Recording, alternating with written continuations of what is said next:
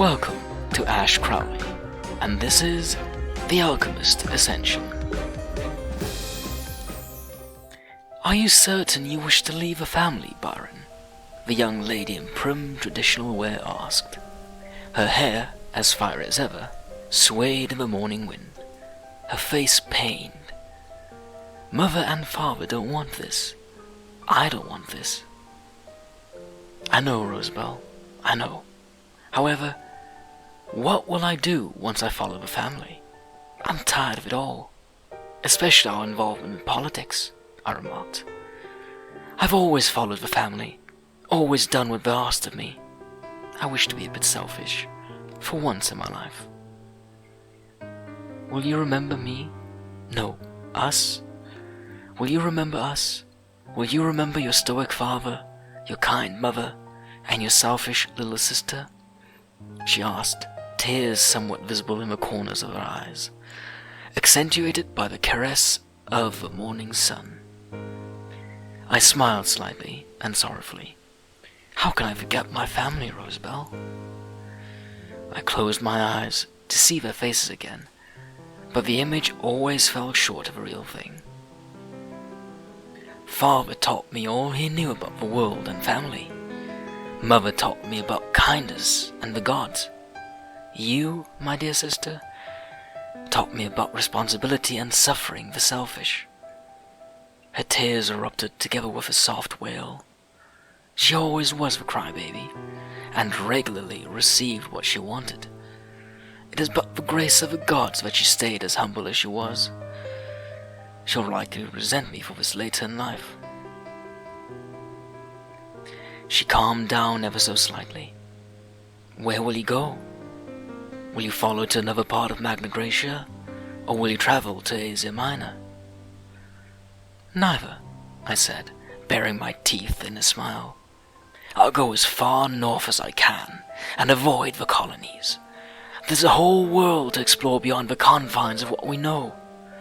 So much to learn as well. I'm even certain there must be a country whose people have locks just as fiery as yours. You're going to continue your alchemy then? She sniffed through her tears, her eyes red and cheeks stained. I'll continue, as is one of the few loves in my life. Who knows? Maybe someone out there already has all the answers the gods have hidden in plain sight. Maybe, just maybe, they have even received an audience from the gods themselves, I explained, euphoric. Rosabelle smiled. Knowing her brother was an oddball who knew far more about the gobbledygook that is alchemy than she would ever. This is goodbye then. You'll always have a home, if not with mother and father, at least with me after I grow up. Thank you, Rosabelle. You three will always be in my heart. I love our family dearly, but we all have our paths to tread. For example, you will likely be a rich noble in the future, whereas father and mother... I trailed off, only to be interrupted by a sudden embrace. Thank you for everything. Her speech was muffled by the linen and her face obscured by the chlamys. I always knew you were there for me. I always knew you were there when I needed you most. My big brother always saved the day. I separated her from my clothing, looked directly at her, and said, Don't worry. I've made sure you know everything you need, and the gods will always be by your side. Her tears welled up once again as I spoke my last few words. Now run along. Mother and father are waiting for you. It's time to depart. The small, dainty shop door rattled in the wind, but still did its part to keep the cold northern wind at bay. It was well worn, but a calming sight every evening. I'd left all I knew behind, only to become the apothecary for a group of boisterous warriors. I'd found them in dire need after a victory. Most were injured, if not outright at death's door. Luckily, I had a variety of medicinal herbs with me to help. I'd somehow negotiated a truce, medical treatment for lodging in the cold, forsaken northern land. Many were lost, but I'd saved those I could. I had precious life-saving herbs, but only so much time and so much expertise to use them properly. Some had to die, as I was merely too late to save them. Others had needed immediate treatment and could wait. I had to take some liberties. Some had to jump the triage. Those I made my trade deal with, lest I end up in the unforgiving wilderness with less than before. Thankful for my efforts, I'd received this humble little store, abandoned and deteriorating. It had taken some fixing up, but I prefer it, although there are some detriments to the current situation, space being at the forefront. I turned my back to the door to take stock of the shelves. It was time to close up shop, only to hear the door rattle and squeal ajar. The footsteps that entered were thick, hard, and disorientated. I spoke, my back against the door. If you're looking for willow leaf tree, it'll be at the usual price. The man spoke with a heavy accent, one which I didn't recognize. Do you think me some useless drunkard, Mr. Byron? It was a horrible mispronunciation of my original name, Byron. But the natives of these lands always had difficulty with it. I answered his rebuke with slight amusement. It's either that or you're a traveler, but we don't get many of them around here. His gruff voice seemed to exude pride. Indeed, I am a traveler, but also so much more. He piqued my interest, and I had no choice but to turn around and face this mysterious traveler. Sadly, I couldn't see his face, as his entire body was obscured by a deep, dark cloak of some kind, possibly the hide of a bear. And what do I call you, sir? You already know my name, so don't believe I need to give you mine, I asked, puzzled, while reclining on the counter. You may call me Igor, he returned. He likely only just thought of the name, given the pause between his answers. And to what do I owe the pleasure of your visit, Igor the Traveler? I inquired, my hand reflexively moving to the chestnut beard concealing my chin. It was a nasty habit of mine, touching my beard at every question I faced. Mr. Byron, or should I say Alchemist Byron, I have come with something truly extraordinary. I believe it will inspire your curiosity, he answered, his cloak, still covered with light snow, slightly shifting to reveal a toothy grin. He knew more about me than he let on. How is a question I'll save for later.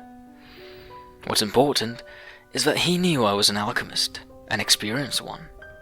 He plausibly had something of value for me. Out with it, Igor. What is it you have for me?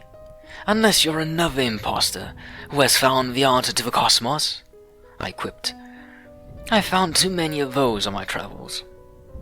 I understand, Alchemist Byron, but it's not without cause that you are skeptical. Many have claimed to find answers which we cannot verify. I come with some proof, but first, a story, he exclaimed, hiding behind his cloak again. You have me intrigued, Diego. I listen with anticipation. Do not worry, Alchemist Byron. It will not be a waste of your time. So I ask, do you know of the land up north? Sadly, I do not. I merely know this group of ruffians stay away. They dread it, and the chill it brings. That is natural.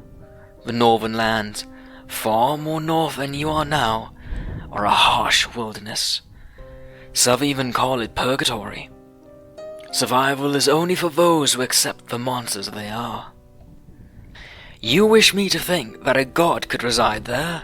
That's impossible, Igor. The gods do not choose such unrelenting scenes. Perhaps for their champions, but not for themselves. No, Alchemist Byron, you misunderstand my intentions. I do not believe that your gods, or mine, can be found there. Rather, I am more interested in what we may find there. I'm intrigued. Continue. Life is arduous for those in the north. My people can endure almost anything, except the gods' wrath, as can many other animals and plants found there. Now why do you think that might be? I can't provide you with an accurate answer. Not at the moment. If I had to guess, I'd likely say something is helping you. Yes, you are correct. Life is difficult, but possible, which is why I think I found the answer after many years of studying and researching. What do all life need but is scarce in the north? You don't mean to say... Yes, Alchemist Byron, I have narrowed it down to liquid water. The ice would normally cover everything, and only by melting the snow would you find liquid water to drink. That in and of itself is already a difficulty. That is how it is for most in the north, but where I come from, we get our liquid water from an ice cave, deep, deep beneath the ground. My people originally thought it to be the location of hell. It's warm enough for liquid water? I can understand their reasoning. Yes, but necessity drove my people to take from the cave to persist. Some were opposed to it, called it a sin. We lived, and they died. On the contrary, I'm far older than even the oldest person to refuse to drink the water. The gods' fountain of youth. You surmise correctly. I'm here as proof of his work, he exclaimed, throwing off his cloak to reveal an old figure, muscular but deteriorating. His teeth were stained, and the backmost few almost non-existent. His muscles well developed, but decaying. His hair long and rust-colored. His eyes pale blue and glossy, but ardent. He would have towered above me had his frail, hunched-over figure not led him to be my equal. I have come with vials of water. I have not boiled the water. My people believe it to be a sin. I only wish to ask for your cooperation. I have not much longer left. The others of my age have all left the mortal plane.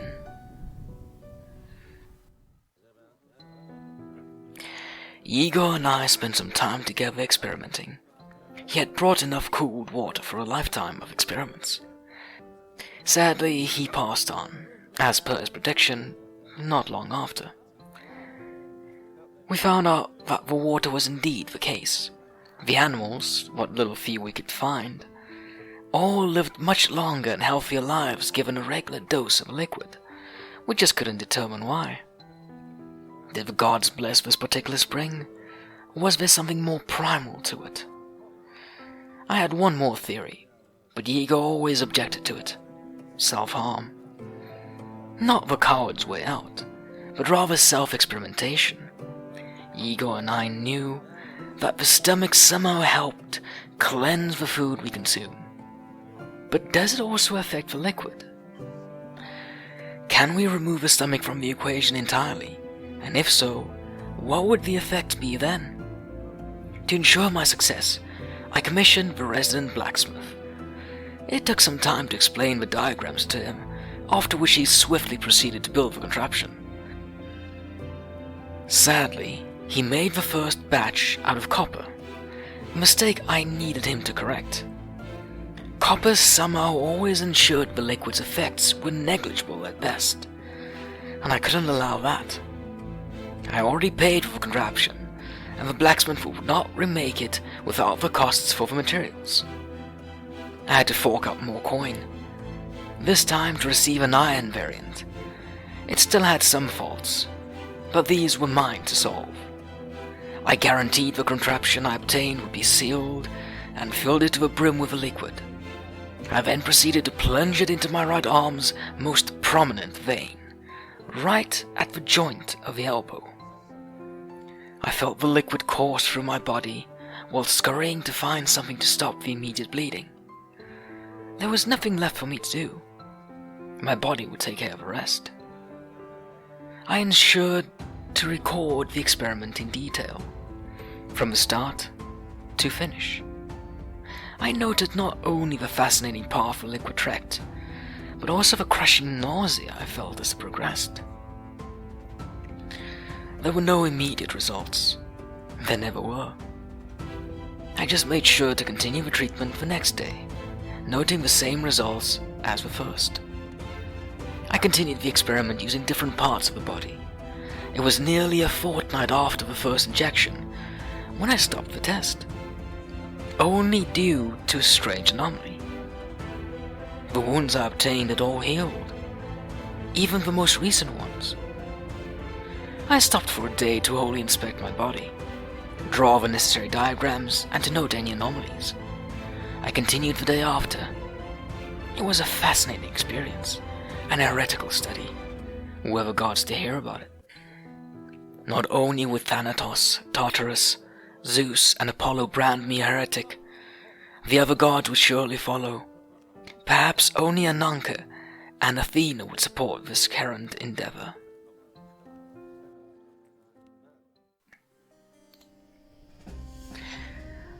I had more than 10 winters of constant experimentation. Life continued as usual. I spent every day being the village's apothecary, but also toiled away at my experiment. I had spent a long time helping these people, but their hearts grew far away. They wished to follow their gods in conquest, while I yearned to remain, to continue my experiment. I was woken up early one morning, nearly the crack of dawn, by a heavy thudding against the squeaky shop door. I left the bed tenderly and proceeded to open the store for the guest. "Byron, I have important news," exclaimed the village elder when I opened the door. "We have decided. We have set our eyes on the west. We will gradually be moving there. You can follow us, or you can go your own way. We would generally prefer you to stay with us, as you're part of the village." "When did you decide, elder?" I inquired, bewildered at the sudden decision. "Last night. The other elders and I spoke at length.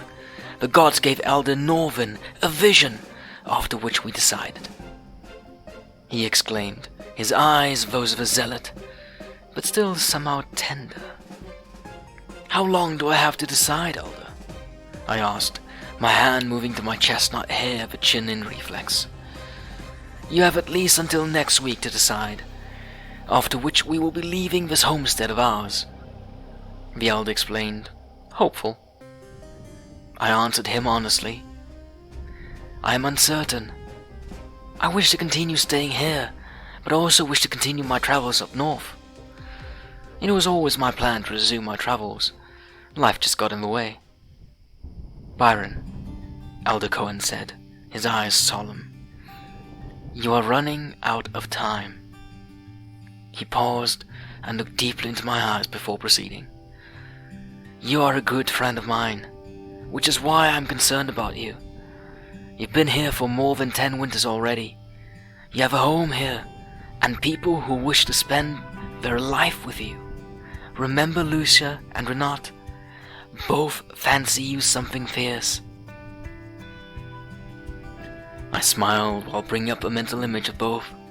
Renat had a head of fiery red hair and a personality to match it. Lucia was a gentle, motherly soul with a head of golden locks. Both could only compare to Aphrodite in terms of form. I pondered a short while before answering. "Thank you, Elder Cohen. I'll give you my answer tomorrow. I need to mull this over a bit." "I'll come see you again tomorrow, Byron. I look forward to a favorable response," he said, turning his back to me. I stayed here only to fulfill a portion of my objectives, but somewhere along the way, life got in the way. Is this far enough? Have I ascertained a new home? Or do I chase after my goals? Choosing either would be selfish. Goals drive you, but life is finite. Lucia and Renate are both goddesses in their own right, and I would be fortunate to settle down and have a family with either. But what about my aspirations? I've also recently started to feel more and more fatigued. Is this old age? I wonder how Rosabelle, mother and father are doing.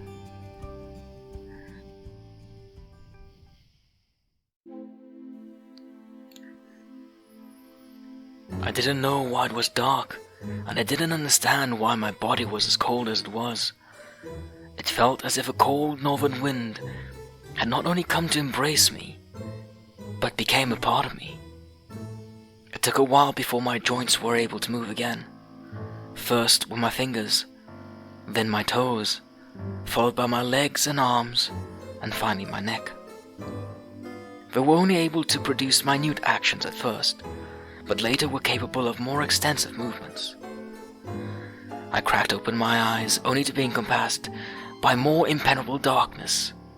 I attempted to touch my eyes, to clear the void, only to feel my actions restrained. The material was cold, and seemed to span my length and width. A casket? Why? Why had I been buried? I forced my arms to their sides, and tried to find some vantage point. The lid was cold and heavy, almost dead set. It must be some sort of stone, possibly marble. I forced my body to push only one side of the casket, used levers to my advantage. I exerted all my being and freed myself with a thud. The marble was likely damaged, but there was nothing I could, or would, do about that. The interior was dark, but some light filtered in from somewhere in the dusty tomb. The canvas the light painted was untouched, but beautifully adorned in typical fashion for the rich of my people. I was in the middle of a tomb, with mirrors all around. They told stories of those I didn't know. Only one was one of mine. 2 characters of a morning sun saying goodbye. Rosabelle and I peered down to see the ancient withered colaber and the accompanying pelanon, wine, honey, water, milk, and oils. A sacrifice to the dead. A quick look at my clothes suggested I wore a once beautiful chlamys, which was dusty among other things, but still wearable. I treaded lightly to find the exit, leaving footprints in thick dust, the floor underneath still shining in some part of its former glory. It took me some time, but I found the exit. Someone sealed the tomb shut with more stone. Luckily this one was easier to open, given adequate knowledge and strength. The world outside was nothing of what I could call home. I don't believe that Magna Graecia would ever look like this, nor Asia Minor. A strange sound startled me. It sounded like a dog, but much more vicious. It was accompanied by the words of a lady, out of breath, but urgent. I didn't understand much of what the voice said, but some sounded like the languages I knew. There were some fundamental differences. I soon spotted a woman and a dog, as muscular as a well-built guard, appear on the curve of a house. The dog seemed rabid, but the lady, who was slightly on the short side, managed to contain him. She stared in awe, as did I. On the one hand, she looked like Rosabelle, but on the other hand, she also seemed entirely alien. Her clothes weren't what Rosabelle would commonly wear, even if her locks were as fiery as hers. "Rosabelle?" I asked, still confused. The woman came closer, speaking some strange language. This one sounded different from the first. The first one I could somewhat understand, not this one. I could feel she wanted answers. She was getting more confused and more anxious by the second. I pointed at her and asked, "Rosabelle?" It It took her a few minutes before she shook her head in disagreement. She pointed at herself and said one word: Shayna. It took me a few seconds to register the fact that this frail little lady, the spitting image of Rosabelle, was not her. She soon looked at me more intensely, waiting for her answer. I returned in favor, pointing at myself and answering, Byron. It took her but one try to pronounce my name correctly. It wasn't something I had experienced in a long time. I smiled with glee, and she seemed to follow suit. I pointed to the house which towered behind her. It was one which was reminiscent of a nobleman's, but much older and slightly unkempt. I asked, Home? She nodded in agreement, seemingly understanding what I meant, and she repeated, Home. I pointed to the strange lights which filled up the night sky. They weren't lights made up of fire, but rather something much more alien. They seemed like the lights the gods would use to communicate. Some appeared and some disappeared, but there were so many that I couldn't even see the stars. She returned with a word that I didn't understand. The confusion must have shown on my face as she quickly looked down and back up again, but this time answered with a different word. This word seemed familiar, but strange. I repeated it. City? She nodded. It took me some time to adjust, but the language Shayna spoke was officially the same as mine. I merely used the ancient, long-forgotten words of the language. It didn't take long to relearn it. Instead, I had more difficulty with the language Shayna called English. It resembled what I spoke during my time as a ruffian's apothecary, but not much. Shayna was my missing link to what happened, and how I came to find myself a prisoner of a casket.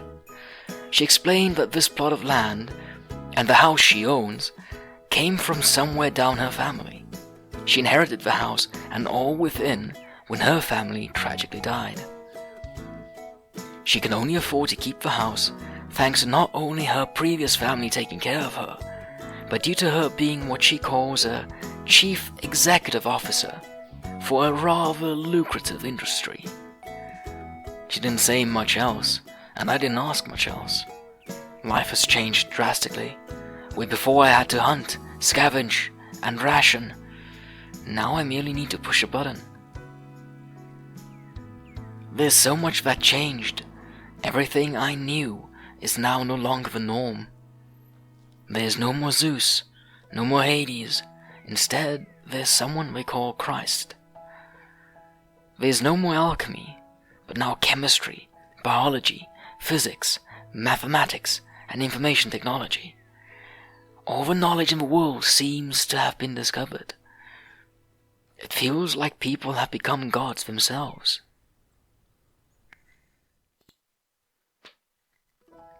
Byron, I just can't get over the fact that you are essentially my ancestor, Shayna said, expressing a glass of wine in one hand and a piece of food in the other. It had been a long day for her, and she often unwinded with a bit of food and drink. It is strange, I agreed. I don't know how many generations we are removed, but you are, without a doubt, a descendant of mine. As I surmised, Rosabelle eventually married into wealth, and the family had been lucky enough to continue to keep their wealth. I am uncertain how many times the family names have changed, but taking into consideration they're all anecdotes, they are family. So what exactly did you say you did again?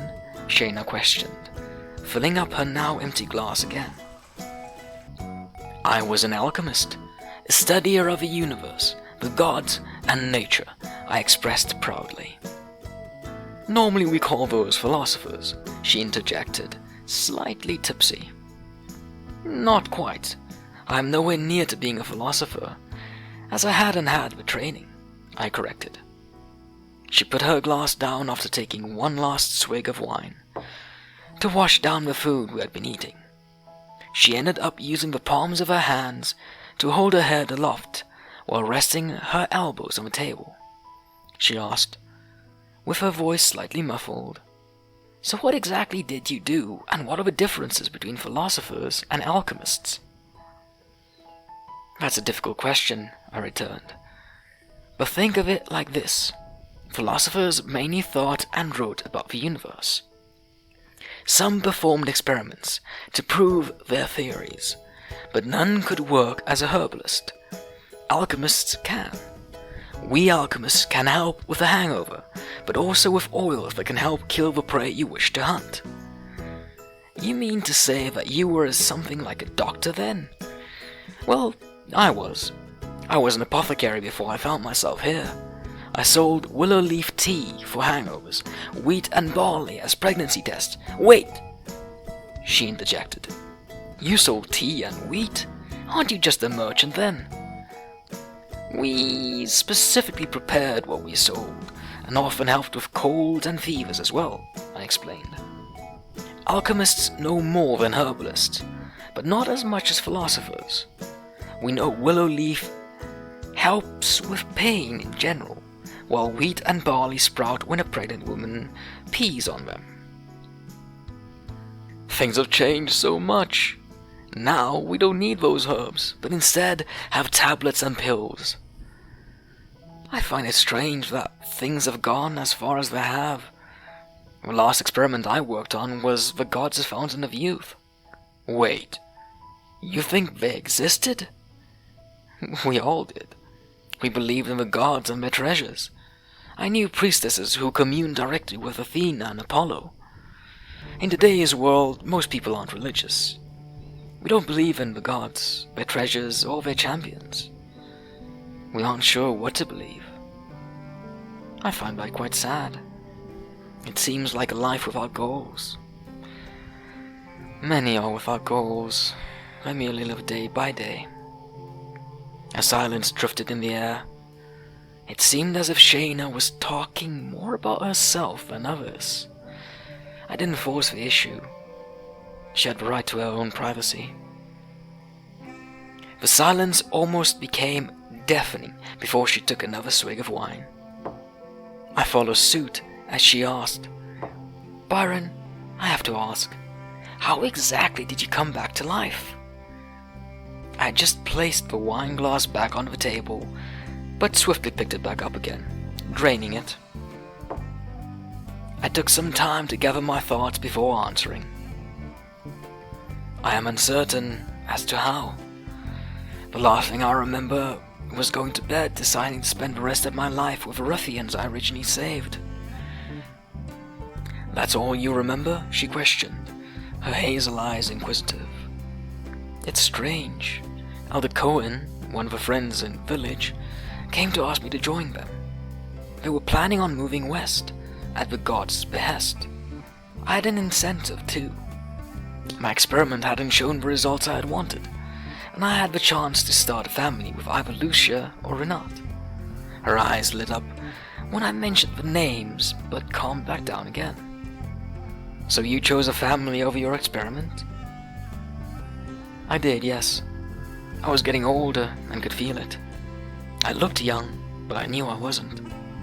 After the start of the experiment, I slowly felt myself getting more and more tired, much like many of the elders in the village." "Might I ask what your experiment was?" Her eyes shone with more questions, but these she repressed. "I had found a traveling alchemist who mentioned his tribe living exceptionally long lives. One thing led to another, and eventually, I ended up injecting myself with a liquid." She slammed her hands onto the table in surprise, nearly flailing the wine glasses off. "You injected yourself?"